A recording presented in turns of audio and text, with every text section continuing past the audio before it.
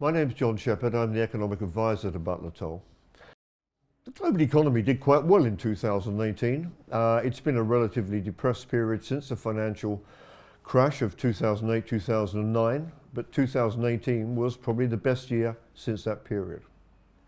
But if you look at what happened in 2018, the major trend, the thing that cropped up in virtually all economic commentaries of the period, was the notion of divergence. And it was a very unequal distribution of growth around the major economies in the world. The US economy did very well. And what you saw in the US was really two things. One was Trump's tax cuts, which boosted growth through the middle of the year. You saw 4% plus growth in the second quarter, 3% plus growth in the third quarter. But also the Federal Reserve Board was running a very accommodative stance of monetary policy.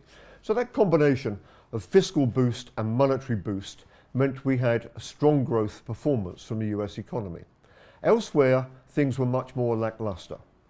The Eurozone slipped in terms of growth towards the end of the year, largely because of a poor performance of manufacturing, but service activity seems to be following it down. In China, a lot of doubts about growth. Reading the Chinese economy is sometimes difficult because the data, the official data, are often seen to be suspect. But a lot of evidence that the Chinese economy has slowed, mainly due to a weakness of consumer spending.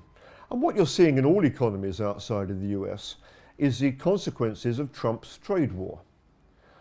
The growth of global trade has slowed.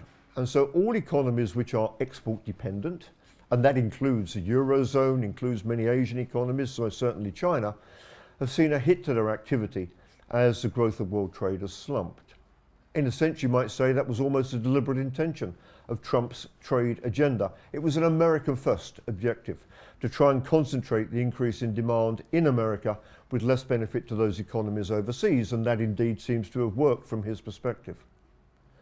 What you're seeing as you go into 2019 is that the US economy is slowing. The impact of the tax cuts is fading, and the Federal Reserve Board is now raising interest rates to try and get back to a more normal stance of monetary policy.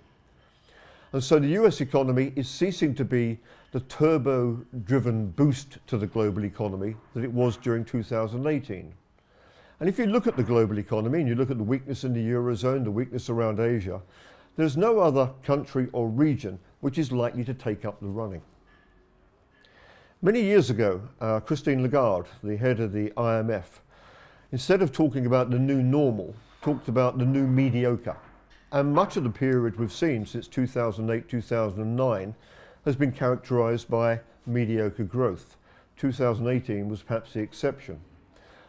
The prospect as we go into 2019 is that we move back to a more mediocre growth environment with more normal US growth, perhaps down to 2–2.5%, and fairly sluggish growth elsewhere.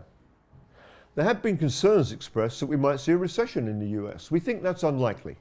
We think the underpinnings of the labour market, to wage growth, to income growth, will be sufficient to avoid a disaster in the US. But it certainly looks like a much more upbeat, a much less upbeat and buoyant growth performance.